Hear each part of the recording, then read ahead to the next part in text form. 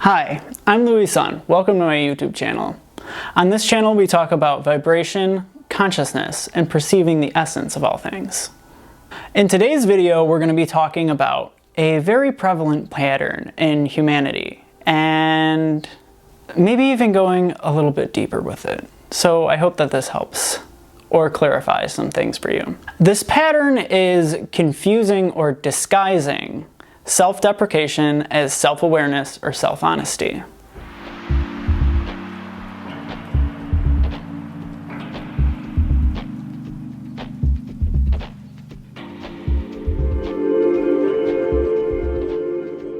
Now, this actually applies to pretty much almost everyone to a certain degree in a myriad of different ways. But there are one of two, maybe even sometimes both, distinct ways that this pattern plays itself out, depending on the degree of resistance to oneself that they have. The way that most people partake in this pattern is the perpetuation of the way that things are, including themselves, by continual focus on what is. When we begin to understand vibration, we begin to understand that perpetual focus on what is just brings more of it. And what that means is repetitive, bothersome experiences, ways of being, and ways of acting that aren't really in alignment for us. We notice that our lives become kind of stagnant the more that we just focus on things the way that they are or were. We also start noticing that easing ourselves out of these thoughts and allowing our thoughts to go to a new and expanded place, into a place that feels better, that feels downstream to us, that we start to shift internally and externally. We also start understanding why we feel we have to compensate with action so much when our energy is not aligned. For most people, this is effective enough to start creating shifts in their life. And of course, they have to be aware of energy and how to shift it in order for this to happen. But like I said, for most people, this is actually enough. But what if there are certain subjects in our lives, or just the way that we feel about ourselves in general, feels very difficult or near impossible to shift? What this means is that there's a deeper pattern of resistance going on towards yourself. For some of us that are aware of energy, and it might be a lot of us to maybe lesser degrees or more degrees on varying subjects in our lives, it's not as simple as just attention to what is or what was that's holding us back. It's actually a deeper worthiness issue that causes us to misperceive ourselves because we confuse action with vibration. What I mean by confusing action with vibration is that we begin thinking that it's because of what we do that people treat us the way that they treat us. And that until we fix our behavior and fix ourselves and sort of beat ourselves into a pulp until we behave appropriately or react appropriately to people, that we aren't worthy of love, we aren't worthy of the relationships that we want, or if we perpetuate this pattern, it leaks into other areas of our lives. Mainly this is going to be in relationships though, because most humans think that the point of life is training each other how to behave correctly, rather than allowing everybody to vibrate at their highest frequency and create the life that they want. So then what this does is it's a deeper way of self-deprecating and disguising it as self-awareness, because what you'll be telling yourself is that because you acted this way, this is why this person treated you this way. So no matter what, if you ever get upset at anyone, if you ever overreact to someone, if you ever misstep in some way, you're going to get abandoned, you're going to get things turned around on you, no matter what, someone's going to be hard on you about it. But what you have to understand is that this is a false premise. The false premise is, I act one way, someone reacts this way to the way that I acted. And that's not really the way that it works. And why sometimes you can, if you do have this pattern, perceive And other people, like, why do they get to act crazy and people still love them? It's because they love themselves more deeply and they don't have as deeply held of a worthiness issue that you do. And I don't mean that to be hard on you. I have this pattern myself. So I'm just saying that it really isn't about what you do, it's about the way that you vibrate. And sometimes your reaction is actually pretty justified. Although you don't really want to give people control over the way that you feel, and the ultimate goal of all of this is to be so sturdy in your vibration and sturdy in your focus towards your expansion that nobody can upset you, or upset your apple cart, at least in a very big way. It doesn't mean you're unworthy of people having compassion for you, or at least not going on offense in response to you getting upset with them, or you overreacting to something. If you don't intend to hurt somebody in your reaction to them, or even your action to them, and they misperceive that as you actually taking offense towards them and wanting to hurt them, and then they react to that by closing off, acting all chill and calm, but then retreating to calculatingly plan an attack on you, and then you start to think that this is just what you deserve because of who you are and the reactions that you have, this is going to develop a very deep pattern of unworthiness. And I'm not sitting here saying that people should just put up with you and put up with your crap, and you should put up with people's crap. What I'm saying to you is that what is most important to understand is the way that you're vibrating. Because sometimes, like I said, your reaction is actually pretty justified. But if you have this pattern of vibration going on that lacks compassion for yourself, that is exactly what you will attract from the most important people in your life. And it will perpetuate this pattern of confusing action with vibration. And it will cause you to act out in ways and react to things in ways that you normally wouldn't, because you're perpetuating this cycle of just being hard on yourself. And it's not healthy.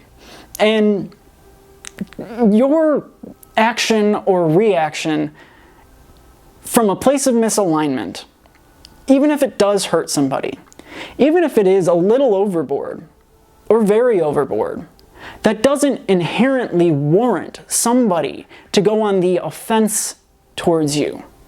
You are worthy of somebody who is going to be compassionate of you. This isn't giving you the excuse to just tell people, put up with me. That's not what this is about. But you do deserve compassion, and at the very least, maybe just some simple defensiveness. But if you have this pattern of very deep self-deprecation, you're going to confuse the way that people react to your reactions or your actions with your worthiness, when in reality that has a lot more to do with them than it does you. However, you did attract it because you weren't lined up with someone being compassionate.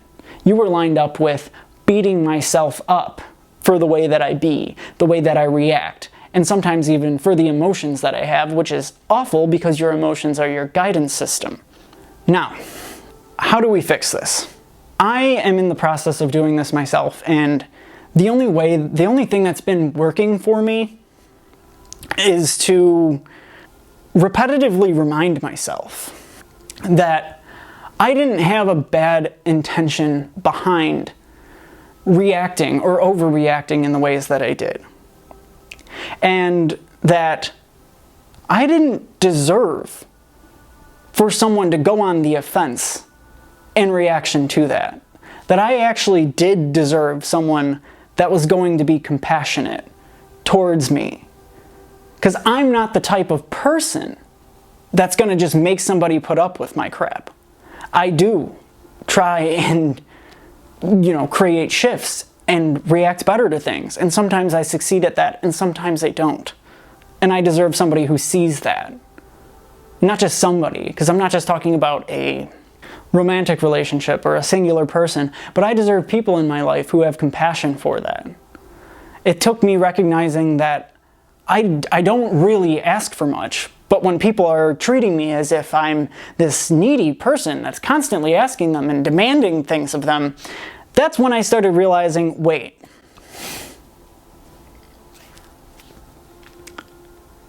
maybe the way that they go on offense towards me and turn things around on me and do their best to make me feel terrible is not just because of the way that I acted. It's because of the way that I think towards myself, the way I lack compassion towards myself. It's the way that I beat myself up for the ways that I react, and sometimes even my emotions.